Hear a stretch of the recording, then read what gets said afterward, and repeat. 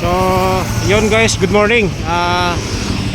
Babiyahe po tayo ngayon papuntang south. Galing po tayo ng Puerto Princesa City. Uuwi po tayo sa bahay. Madadaanan din po natin yung sinasabi nila dito sa Palawan na Acacia Tunnel. Dito po yung sa south. Let's go!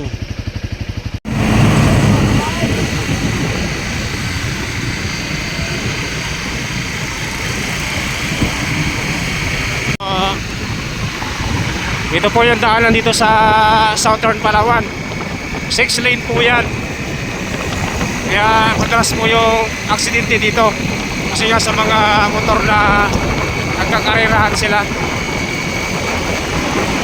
Yan po. Kalapat po ng daanan na ito.